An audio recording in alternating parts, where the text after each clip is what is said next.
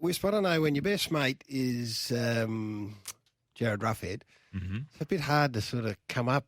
When you're a Hall of Famer inductee, certainty, and you've had 4 premierships and a 300-plus game career, you're entitled to a pretty big farewell, I would have thought. Huge. But when Ruff pinches all the limelight the week before, you just got to take your medicine a bit, I think, and that's what Geordie Lewis has had to do in the past couple of days. He's announced his retirement. He did a beautiful low-key number flanked by Alistair Clarkson and his current coach in Simon Goodwin, and I think that's the way the boy from Warrnambool likes it. Welcome, Geordie, and congratulations on a great career. Thanks, mate. Yeah, Ruffy's been quite selfless in his 13, 14-year career, but certainly last week was quite selfish, to be quite honest. It's all about him. He just said, oh, no, I'm taking over.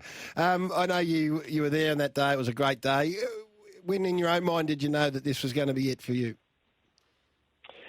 Oh, to be honest, it was my last year on my contract, so Goody and I sat down, even towards the end of last year, and said that this year might pan out a little bit like Bernie Vince's last year. You might play some VFL games if your form wasn't up to it, and just make sure that. And I reassured them that my attitude would always be the team is first. I'll never, ever, be bigger than that. So when my form slipped away, sort of halfway through the year, I went back to the VFL, and that was probably when I really thought, well, this is my last year, and the transparency between Goody and I all year had always been, this would be my last year, and let's try and make it as smooth and as enjoyable as we possibly can.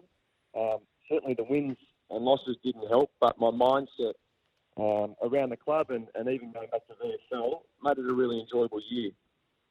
Hey, Geordie, congratulations on your career. It's been magnificent. You've done everything that any player would want to do in their AFL career. Can you just take us back to the young Jordan Lewis that left the country and came to Melbourne? How different are you from that young bloke? Depends who you ask. I think I haven't changed a hell of a lot, but certainly the people around me would question that.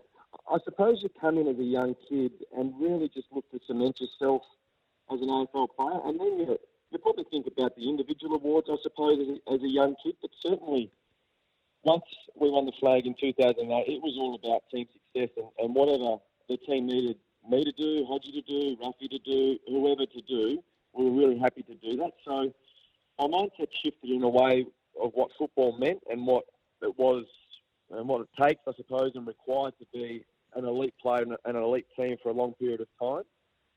So I think throughout my career, you're quite selfish at the start, and then you become really selfless and understand that you are just a little cog in the machine.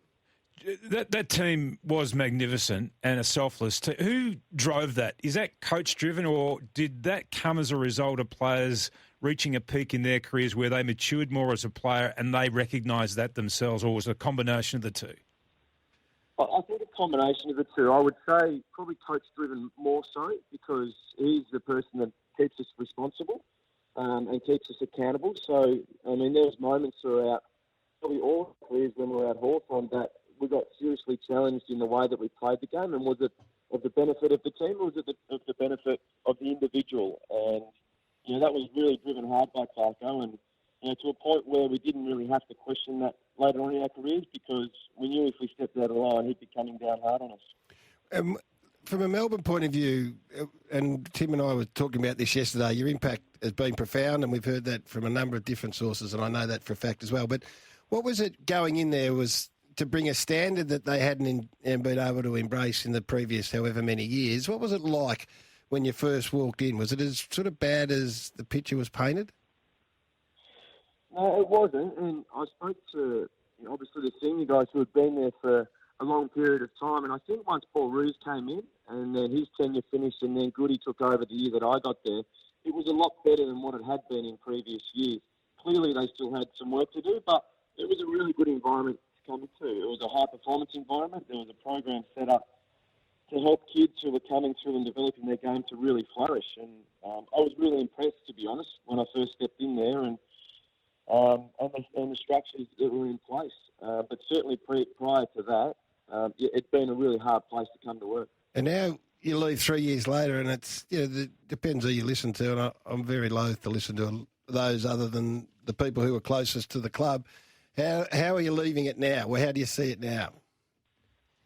I think the bones are really good. It's been a difficult year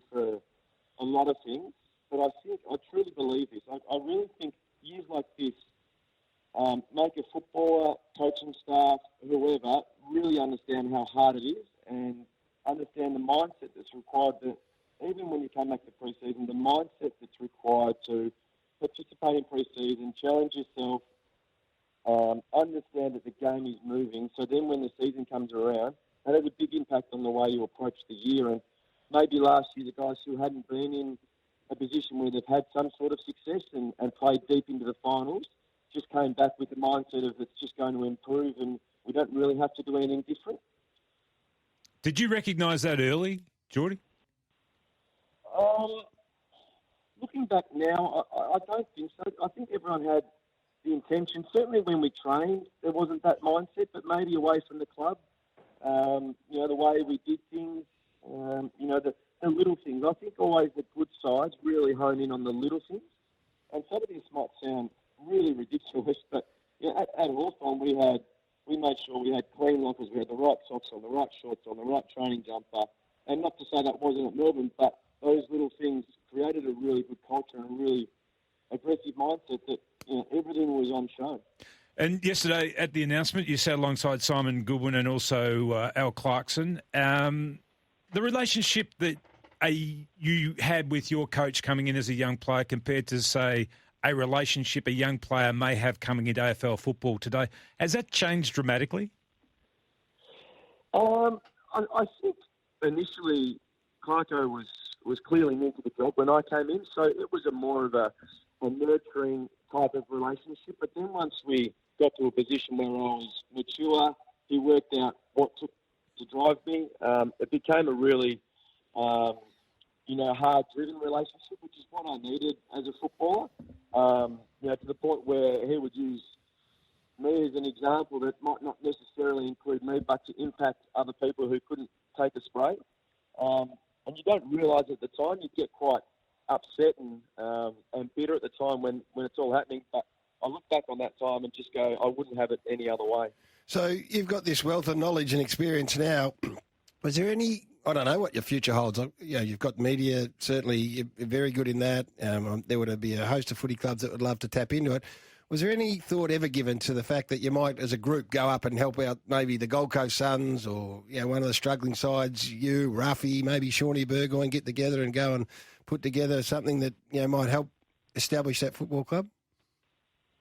I don't think that's up to us, to be honest. I haven't been approached, and I know Ruffy's been approached from a coaching point of view, and I don't know where Sean sits. I think he's been offered a deal at Hawthorn. So, I haven't, to be honest, because I haven't been approached. It's probably not something that I foresaw coming next year. So, I've got next year out, which gives you clarity, I suppose. But I've also, like Tim, got a little wine business on the side, so that keeps me happy. What are you doing in the wine space as a matter of interest? We've released a wine last year, a Pinot, and this year we'll do a Pinot from Yarra and Morning. So, Oh, you just dropped out there, Geordie, and I might want to just jump to the left or the right or backwards or forwards. We just lost you there for a moment. You got me now? Got you now, yep. It was a Mornington Pinot, Tim. I think your vineyard's down there somewhere, isn't it? No, we're down in Gippsland, but I hear you've got a very, very fine Pinot and a very nice nose for it as well. and a couple of good winemakers, which also helps others riding their coattails. So you're going to get into that in a more pronounced way, or is that just like a little side interest? No, absolutely. We're looking to grow the business. Definitely. We just, I suppose, the organic growth early on and then, see where it takes us. But, we're sort of looking to hopefully double year on year and become a really well-known wine brand. And what about the footy space? Well, how do you think that's going to work? I think anyone who's probably been in the media understands that you probably can't do both.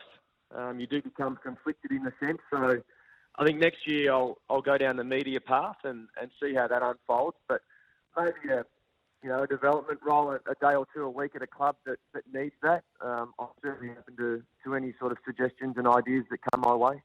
And how deep into the finals do you think Hodgie can take his Lions? I think very deep. They've certainly got a group that's playing together. You can just tell by the way they are playing. They're happy. They're a happy group, which is important, and they've got confidence. So they come down here and play Richmond at the G, which they don't tend to play too often. So they will see this as a really big game, a big confidence booster. But I mean, you've got Hodgie there, who's got a wealth of finals experience, and you've got Chris Fagan, who also has it from the coaching box. So they're a really good group and got all the boys firing. So last game this weekend against the Kangaroos, you're going to wind the clock back. Is Goody going to throw you in the middle? What's he got for you? He suggested something like that. So you might see me a little bit around the wing and midfield and maybe pop forward and try and snag a couple of goals to finish it off. But it's sort of a surreal feeling. We'll head down there tomorrow and understanding that that's your last time you'll ever step out on an AFL ground. Well, you leave a great legacy behind, and as I said, the Hall of Fame is absolutely a certainty. And congratulations from all of us here at SEN, and no doubt we'll see a lot more and hear a lot more of you in the years to come. Geordie Lewis, great effort. Good on you. Thanks, lads.